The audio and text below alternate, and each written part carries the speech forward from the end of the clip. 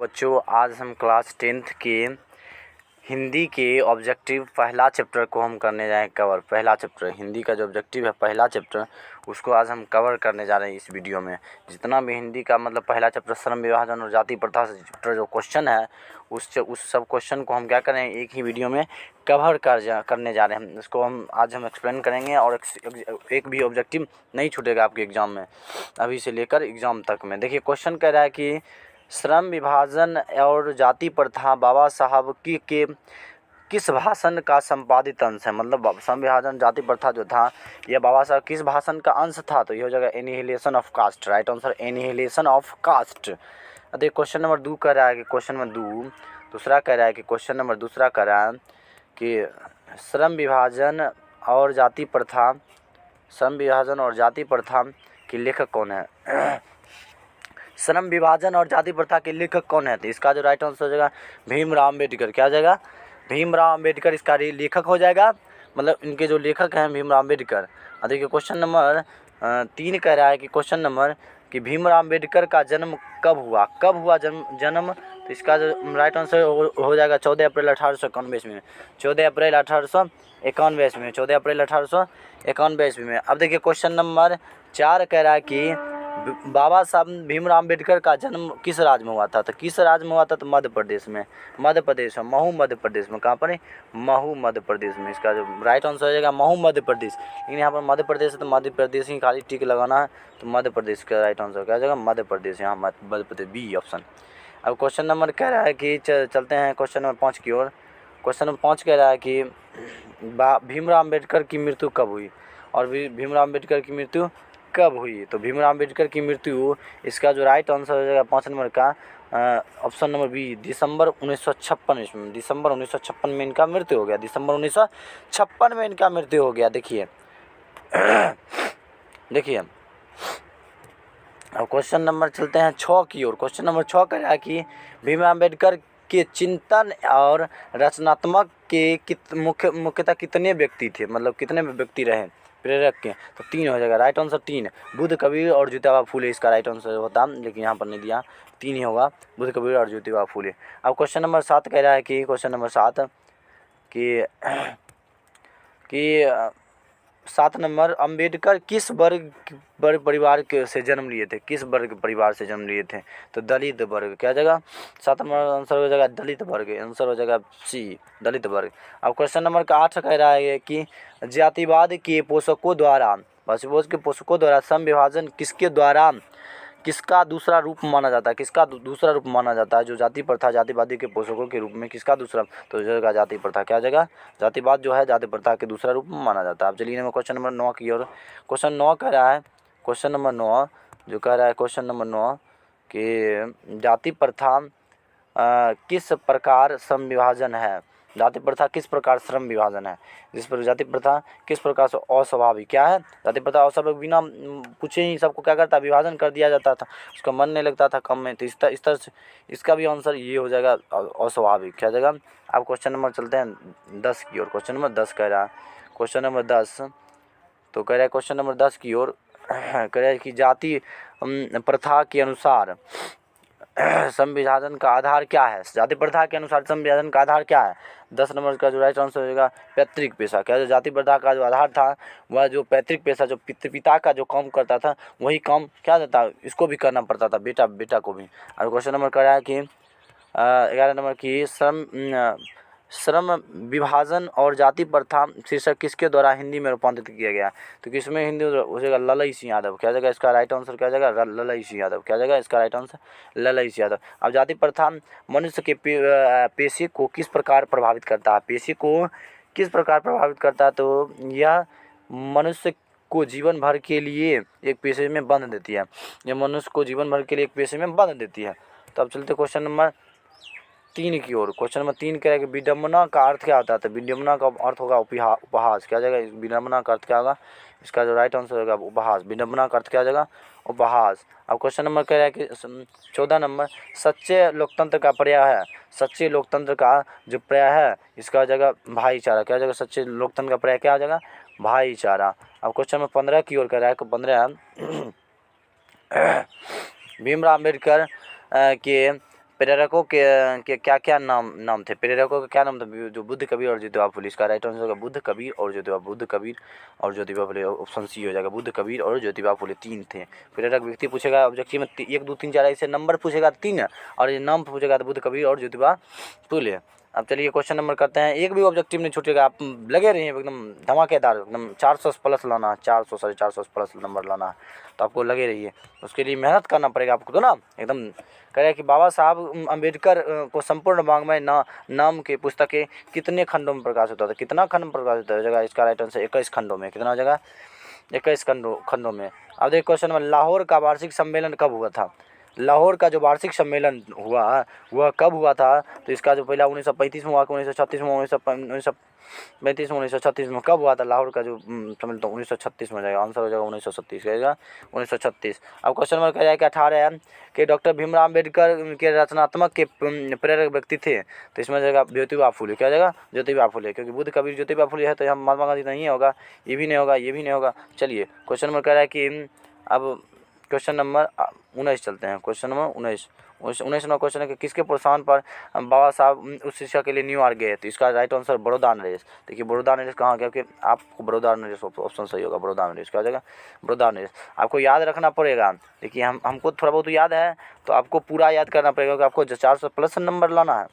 अब हमको तो एग्जाम नहीं देना, आपको ही देना था। 400 प्लस लाना है, तो आपको मेहनत करना पड़ेगा। अब चलिए क्वेश्चन क्या है? बुद्ध, कबीर और एवं बुद्ध एंड हिज धम्म के लेखक कौन है? इसका राइटर हो जाएगा भीमराव अम्बेडकर।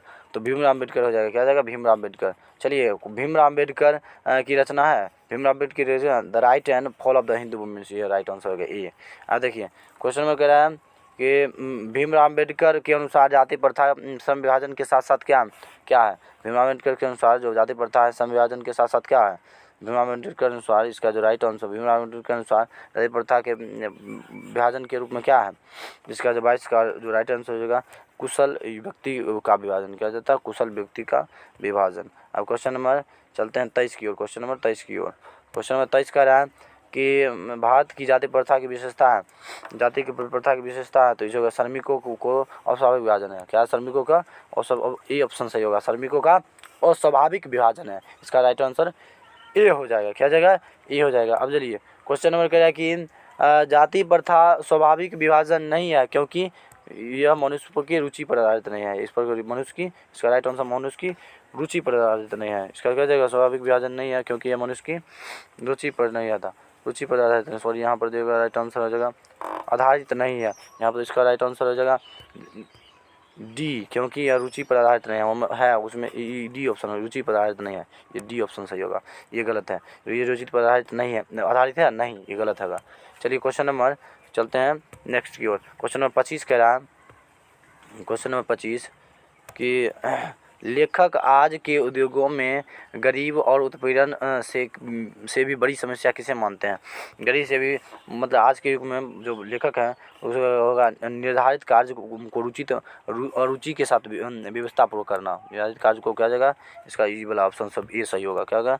Option A. आप 26 नंबर क्वेश्चन कर रहे हैं, 26 नंबर कि कौन सी व्यवस्था मनुष्य के प्रशिक्षण अथवा निजी क्षमता का विचार किए बिना उसका क्या करता था? पेशा निर्धारित कर दिया था। इसके यहाँ पर लिखा हुआ है कि पेशा निर्धारित किया जाता है, तो इसका जो राइट आंसर हो जाएगा क्या हो जाएगा?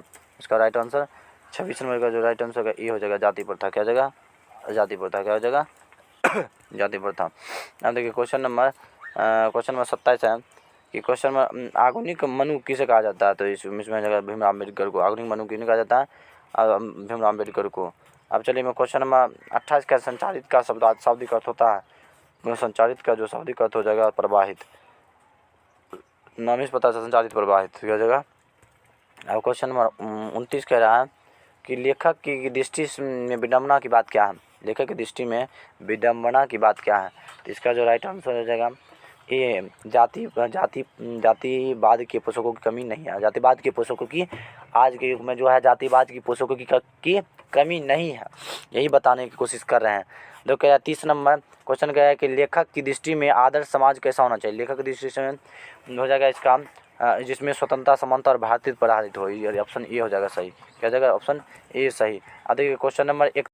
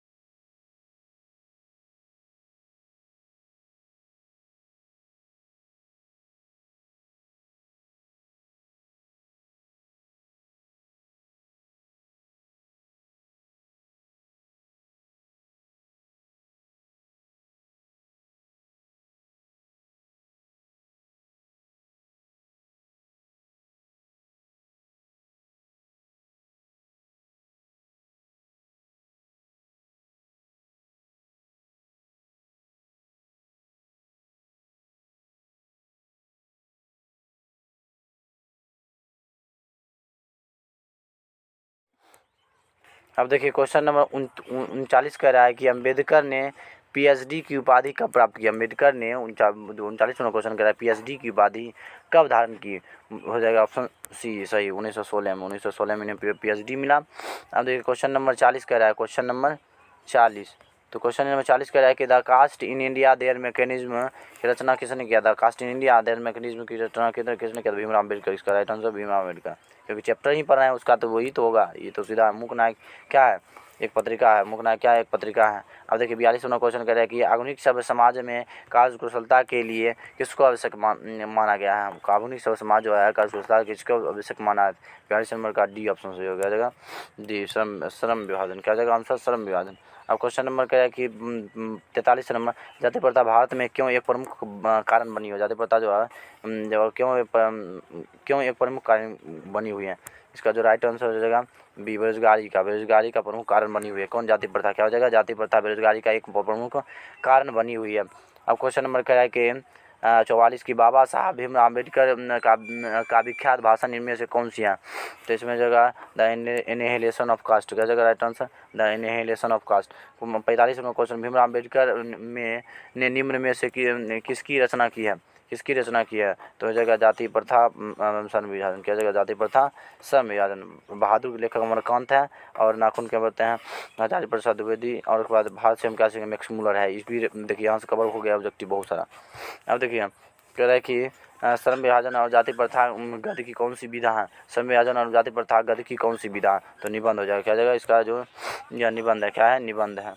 अब क्वेश्चन नंबर क्या है, सभ्य समाज श्रम विभाजन के लिए किसको आवश्यक मानता है। तो जो किसको आवश्यक मानेगा 47 में जो ये हो जाएगा कार्य कुशलता के लिए। क्या जाएगा, कार्य कुशलता के लिए। अब क्वेश्चन नंबर कह रहा है कि 48 नंबर क्वेश्चन कह रहा है कि भारतीय संविधान के निर्माता की महत्वपूर्ण भूमिका किसकी है, तो भीमराव अम्बेडकर। क्या जाएगा आंसर, भीमराव अम्बेडकर। अब क्वेश्चन नंबर क्या है, 49 नंबर क्वेश्चन कह रहा है कि संविभाजन और जाति प्रथा के लेखक कौन है। संविभाजन और जाति प्रथा के लेखक कौन है, तो 49 नंबर को राइट आंसर होगा बी। क्या जाएगा बी, बाबा साहब भीमराव अम्बेडकर।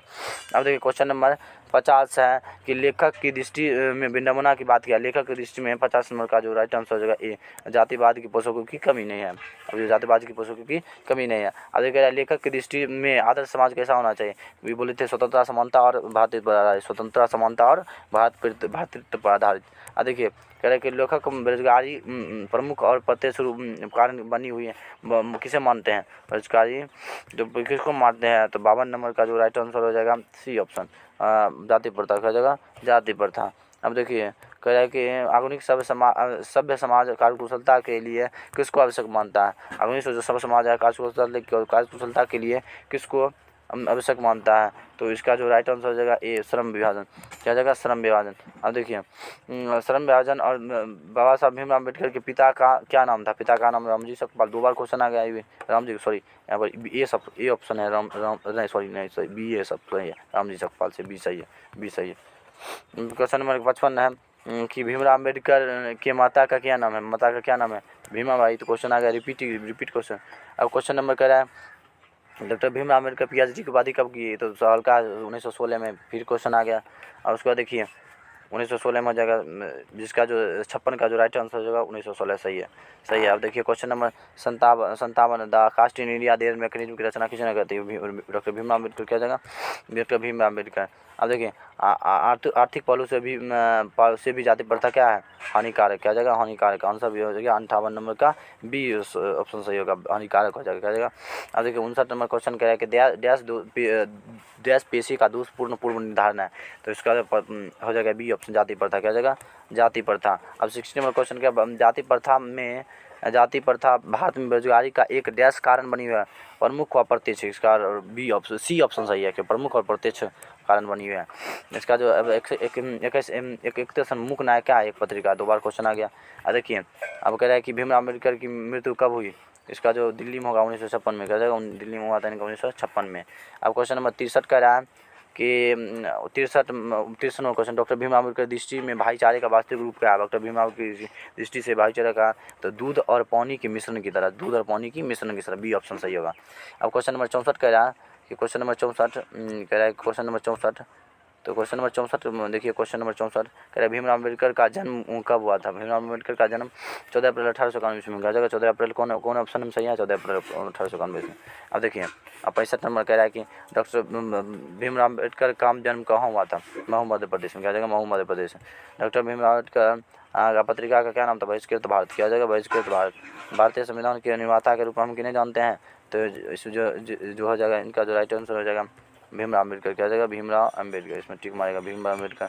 अभी क्वेश्चन नंबर कि 68 नंबर के अम्बेडकर का वाङ्मय कितने खंडों में प्रकाशित हुआ? तो 21 खंडों में। आपको नोट्स चाहिए तो हम 8224 में मैसेज कर सकते हैं, व्हाट्सएप ग्रुप पर ज्वाइन कर सकते हैं। जो नोट्स लेना है फ्री में, ये पूरा एकदम फ्री में आपको मिल जाएगा एकदम PDF बना हुआ। देखिए यहाँ पर, यहाँ से पूरा PDF है। देखिए ये पूरा PDF है, आपको फ्री में मिल जाएगा। तो आपको PDF चाहिए पूरा, तो ये वाला जो PDF है तो आप हमारे व्हाट्सएप ग्रुप को ज्वाइन कर लें। और एकदम क्वेश्चन छूटेगा नहीं, एकदम वादा के साथ करते हैं, आपको 400 नंबर लगा देंगे। चलो वीडियो को लाइक सब्सक्राइब।